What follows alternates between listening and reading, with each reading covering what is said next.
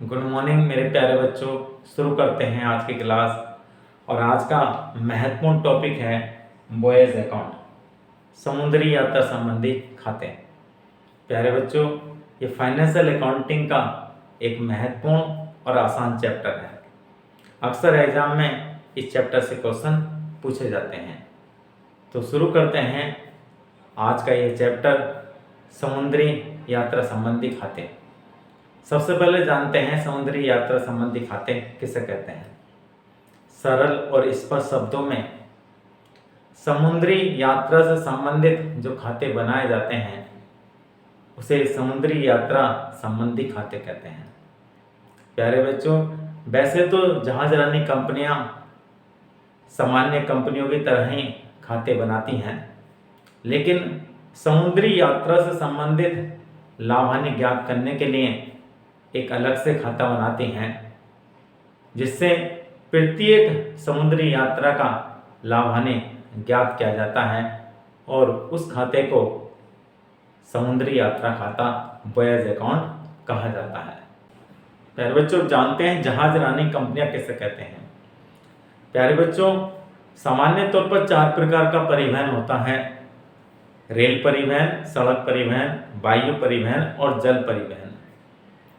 प्यारे बच्चों, जब माल और यात्रियों को समुद्री मार्ग द्वारा जहाज के द्वारा एक स्थान से दूसरे स्थान को ले जाने और लाने का कार्य किया जाता है तो उसे हम जल परिवहन कहते हैं।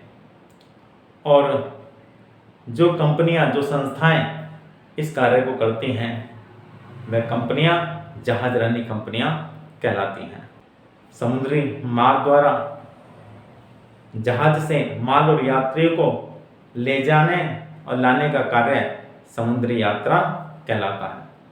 और समुद्री यात्रा से संबंधित लाभ हानि ज्ञात करने के लिए जो खाता बनाया जाता है उस खाते को समुद्री यात्रा खाता कहते हैं, बॉयज अकाउंट कहते हैं। प्यारे बच्चों, ये नाम मात्र का खाता होता है और ये प्रत्येक यात्रा से संबंधित खाता बनाया जाता है।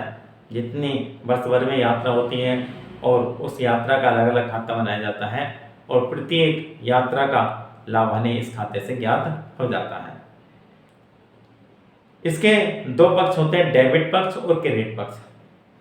इसके डेबिट पक्ष में समुद्री यात्रा से संबंधित सभी खर्चे दिखाए जाते हैं और इसके क्रेडिट पक्ष में समुद्री यात्रा से संबंधित सभी आय दिखाई जाती है। प्यारे बच्चों, समझते हैं बॉयज अकाउंट किस प्रकार बनाते हैं। सबसे पहले आप बॉयज अकाउंट लिखेंगे और डेट डालेंगे। साथ ही आप जहाज का भी नाम लिख सकते हैं और बंदरगाह का भी नाम लिख सकते हैं। सबसे पहले इसके डेबिट पक्ष में ओपनिंग स्टॉक ऑफ फ्यूल लिखेंगे। जो ईंधन स्टोर्स है उसका जो प्रारंभिक रहते हैं उसको लिखा जाएगा।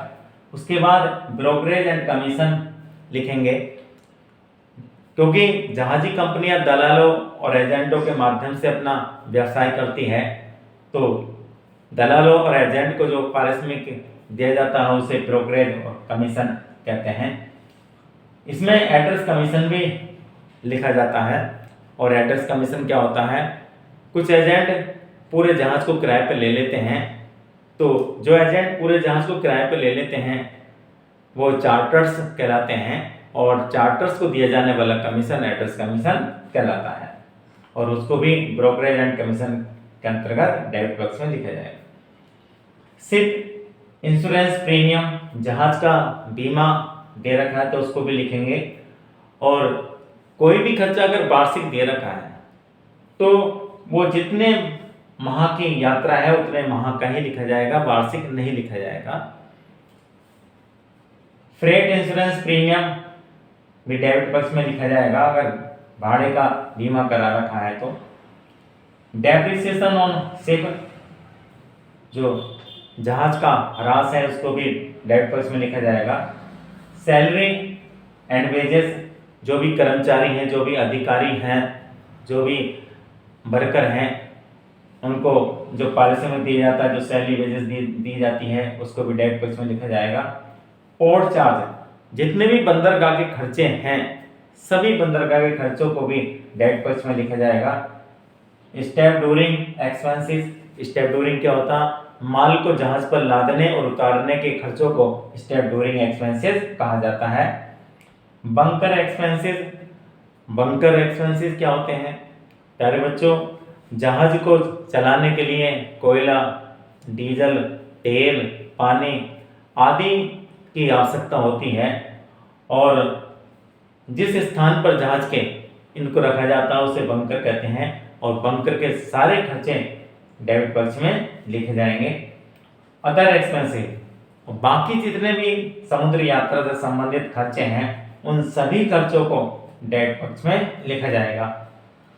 इसके बाद समुद्री यात्रा से संबंधित जितनी इनकम है उनको क्रेडिट पक्ष में लिखेंगे और एक जहाज चलाने की जो सबसे बड़ी इनकम होती है, क्योंकि माल को ढोने के लिए, माल को एक स्थान से दूसरे स्थान पर पहुंचाने के लिए जो राशि प्राप्त होती है उसे हम भाड़ा कहते हैं, फ्रेट कहते हैं। और ये फ्रेट आपका 3 प्रकार का हो सकता है कि इधर से जाने का भाड़ा और उधर से आने का भाड़ा, आंतरिक भाड़ा और बाह्य भाड़ा। तो सबसे पहले इधर से जाने का भाड़ा जिसको फ्रेट आउटवार्ड कहते हैं उसको लिखेंगे और इसमें प्राइमेज जोड़ देंगे। प्राइमेज क्या होती है? अतिरिक्त भाड़े को प्राइमेज कहते हैं। माल को सुरक्षित पहुंचाने के लिए एक निश्चित दर से जो अतिरिक्त भाड़ा लिया जाता है उसे प्राइमेज कहा जाता है और उसको इसमें जोड़ देंगे। फ्रेट इनवार्ड, जहाज खाली नहीं आता है और उधर से जब माल लेके आता है उसका जो भाड़ा प्राप्त होता है उसे फ्रेट इनवार्ड कहते हैं और उस पर भी अगर अतिरिक्त भाड़ा दे रखा है, प्राइमेज दे रखी है तो उसको भी इसमें जोड़कर मान लिखेंगे। उसके बाद passage money received, passage money क्या होती है प्यारे बच्चों? माल के साथ साथ जब यात्रियों को भी जहाज में बैठा लिया जाता है तो उनसे जो राशि प्राप्त होती है उसे पैसेज मनी रिसीव्ड कहते हैं और उसको भी क्रेडिट पक्ष में लिखा जाएगा क्योंकि ये भी जहाजी कंपनियों की आमदनी होती है। उसके बाद क्लोजिंग स्टॉक फ्यूल का लिखा जाएगा।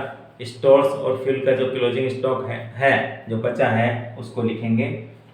कोई भी अदर इनकम जो समुद्री यात्रा से संबंधित है उसको भी क्रेडिट साइड में लिखा जाएगा।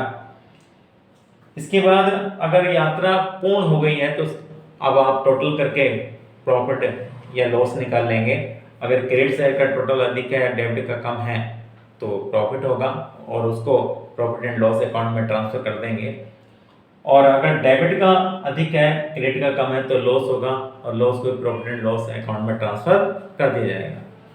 लेकिन यदि यात्रा अधूरी है, पूर्ण है, जिस वर्ष की अवधि के अंत में हम खाते बना रहे हैं उस अवधि के अंत तक यात्रा पूर्ण नहीं हुई है तो उसे अपूर्ण यात्रा कहते हैं।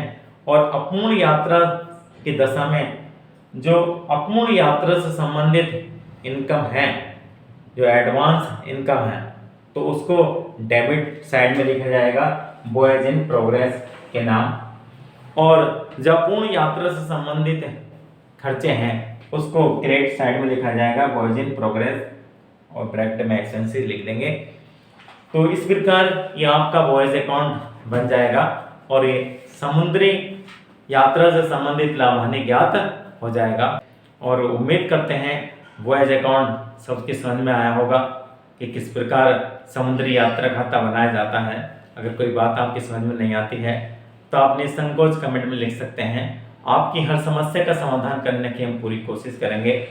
अगर आपको समझ में आता है और आपको लगता है ये चैनल आपके लिए लाभदायक है तो चैनल को सब्सक्राइब करिए और बेल आइकन को प्रेस कर दीजिए ताकि आने वाली हर वीडियो की जानकारी आपको होती रहे। अगर ये वीडियो आपको अच्छी लगी हो और समझ में आया हो तो वीडियो को लाइक कीजिए, शेयर कीजिए, कमेंट कीजिए। आपकी एक लाइक, आपका कमेंट नई ऊर्जा प्रदान करता है। और दूसरों को शेयर भी कीजिए वीडियो ताकि औरों का भी भला हो सके, क्योंकि कर भला तो हो भला, यही है जीवन का सिलसिला।